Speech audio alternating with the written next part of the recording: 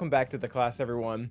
While I don't love the new Endor raid and all the gameplay that comes with it, it cannot be denied that the rewards behind it continue to be very good, which has left me with a predicament over the last couple weeks. How do I get the highest score possible while still being somewhat lazy?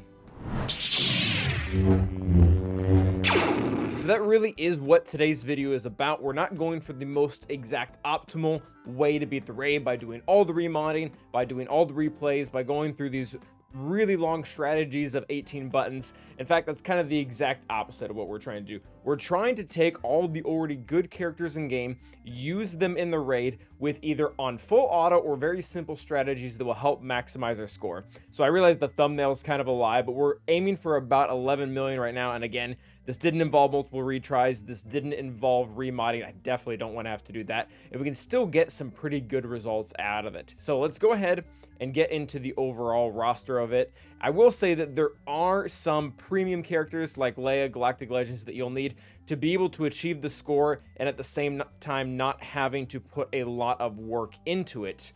Let's see if we can find, there we go.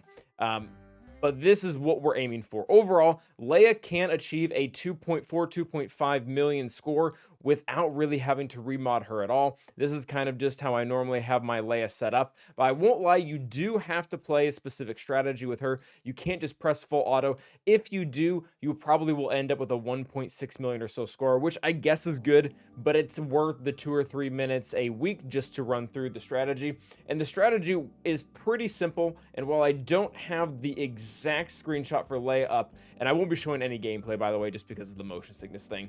So again, this is not Leia, but what you want to do for Leia, or what I've been doing for Leia to get 2.4, is to always be using her first basic and then third ability, and then only ever using the ultimate when there are 2 troopers present. It really doesn't matter where they are in their damage or health stacks or whatever those are. You always use the ultimate if there's 2 enemies. If there's only one, you wait till the next round, and that has pretty consistently gotten me 2.4, 2.5-ish with Leia herself on a complete solo, not having to use any extra characters. One of the nice things about Leia too is even if you don't have her ultimate, like I currently do not, you do still get it for the raid. I'm guessing they didn't want to have to go the extra legwork of programming that in, and it's honestly pretty player friendly. Next up is going to be Piet and Han. The nice thing about these two guys is both of them are natural R8s, I guess you could say. They both are required for Galactic Legends or Galactic Legend ships at these level, and then you can use them together with the previous, we've talked about this overall strategy about how to get really high scores with just using 2 characters that was brought to us by the raid server.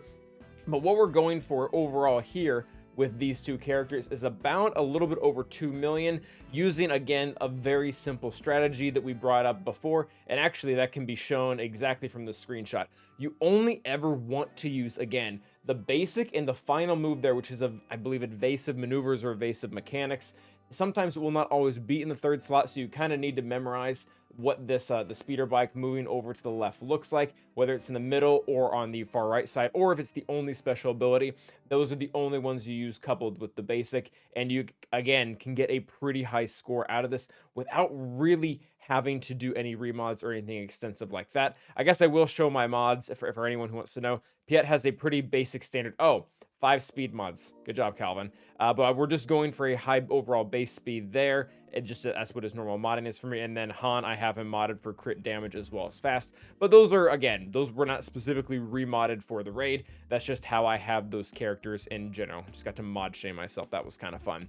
Next up is going to be Iden and 3PO using, again, the exact same strategy that we've been talking about, using this cheat sheet from the raid server. You're going to go in with these 2 characters and you're going to rotate it once again between the first and the evasive maneuver, or the basic ability and the evasive maneuver abilities, just back and forth until you get to the very end where you get your ultimate score. And once again, it really doesn't matter. Well, it does matter what the mods are, but they don't have to be wildly different than what you would already use in game. My Iden is modded for crit damage and potency, which is pretty par for the course for most people, as she gets a lot of offense from her kit. Her ship is also very good, so you typically do want to have all of these 6 dotted because that's really what ships care about. 3PO's modding really isn't special. It's potency and speed. It's kind of what you would typically expect from him himself. And then once again, kind of just keeping form here with the rest of what we've been showing. I believe I have a screenshot from Iden. I might not, but either way, it was pretty identical to the next one that we'll be showing here, which is again, a pretty good score of about 1.5. It's actually a little bit under. It's 1.4.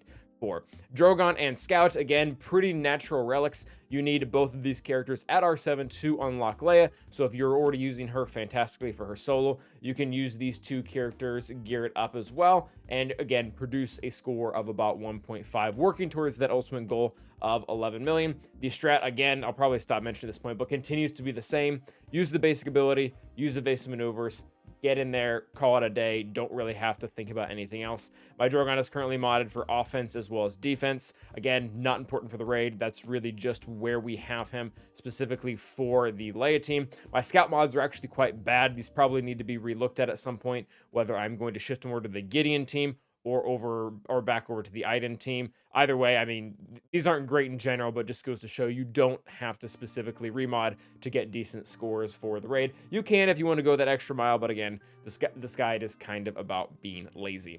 Next up is going to be Moff Gideon and Hera. I really like Moff Gideon at R5 just in general so that I could use him with Datacrons. I guess he could actually be as low as R3 now, but that's because of a recent change. And then Hera Syndulla is required at Relic 5 for the profundity. So again, keeping along with the theme of not using useless characters or characters that you wouldn't normally need at relics because their viability is just pretty low. Our good friend Moff Gideon here does have a speed set and mismatch set, which is pretty normal to be able to get him to absurd amounts of speed. Again, that is only for the source of or the reasoning because he's a good character in general that wants to be fast. Hera's mods really aren't anything to write home about. She's used with Krex, but he kind of runs the whole scene with his turn meter boost. So I just currently have her modded for speed. And once again, the team still does produce a pretty close score of 1 million, making our way towards that 11 million all the way up there at the top.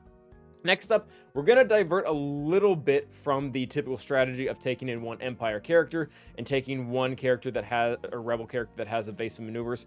And we're going to look at this just straight up auto team. There's probably a better way to do this. I know there's a pretty popular strategy out there using Luke, Captain Rex, and Chewbacca, but I do believe it involves some remodding as well as manual play to get it to work well. And I would, of course, also have to have Chewbacca at a higher relic level to be able to use them on a higher tier. But I've just been using this on full auto, no targeting priority, no remod, no push this button, push that button. The only button we're pushing is auto at the very top, and it typically has been generating a pretty good score of about 1 million damage over there on the tier 5 difficulty. Again, getting us where I want to be without having to do a lot of work. And again, using characters that you already would have at relics. Relic 7 on all three of these characters is very normal to have, especially if you've already gone after Leia as well as Jabba and or Jedi Master Luke, just to get Jedi Luke up. Next up, in these two squads is really where I could probably improve my form overall, just because the way that these teams are currently running is I have to run them at a lower tier and I have to run them with 3 characters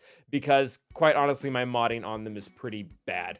Even for a ground level character where you would want them to be pretty good, Akbar and Captain Stark for me don't really get used that often, so you'll see that neither of them really have 6C mods. Range has a few, but even Range's modding I think is terrible. Currently what I have is pretty terrible overall for this raid. I think he's supposed to be faster and have more offense, of which he has neither. He actually dies pretty easily, but again, using the Akbar, Stark, and Range, we're still trying to follow the same exact strategy of use the basic, use the evasive maneuvers, and call it a day. I will add, Akbar here does have the repair mechanic as well, so you can actually use him even more. Let's go ahead and show that one screenshot before. So you can see the 3 abilities we're allowed to use in the bottom right corner here. Hasty repairs, evasive maneuvering, as well as the basic ability. With Akbar, you can actually use all 3.